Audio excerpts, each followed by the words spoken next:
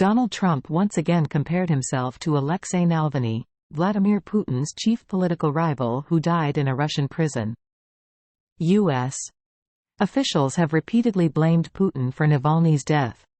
President Biden is considering new sanctions against Russia. He blames Russian President Vladimir Putin for the death of Alexei Navalny, former U.S.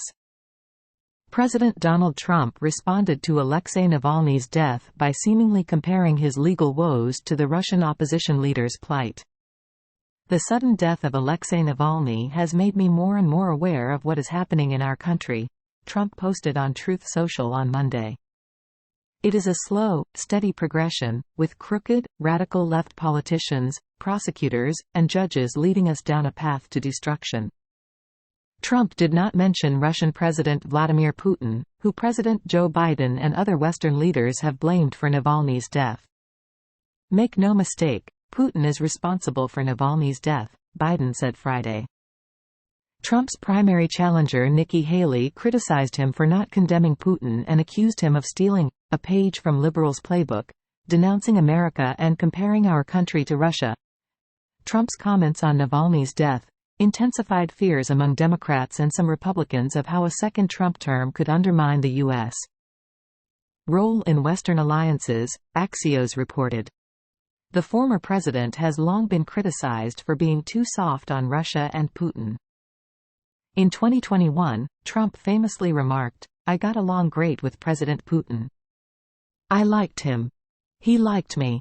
Reacting to his statement on Navalny, former Republican Rep. Liz Cheney, a vocal Trump critic, warned of a Putin wing of the Republican Party, with a potential Trump presidency.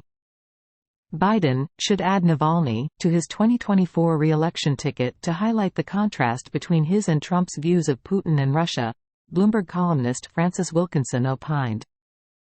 Navalny deserves a prime speaking role at the Democratic National Convention in August.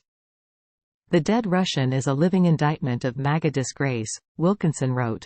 Europe has been on edge about a potential Trump presidency, given his threats of withdrawing the U.S. from NATO and his recent comments encouraging Russia to attack NATO countries that fail to meet defense spending goals. But Trump might just end up becoming Europe's unwitting savior, Mark Leonard of the European Council on Foreign Relations argued in Project Syndicate. Trump has made Europeans reconsider their stance on what Ukraine needs to win against Russia, and he has also lent urgency to the European Union's debate over its own defense and security, Leonard wrote. But Trump's biggest contribution has been to Europe's political unity, as a forthcoming poll will show that he would not get a warm welcome by most EU member states, according to Leonard. Russia watchers believe that Alexei Navalny's death is unlikely to derail Putin's victory in the March 15-17 election, and the Kremlin is reportedly working to ensure that he receives more than 80% of the votes.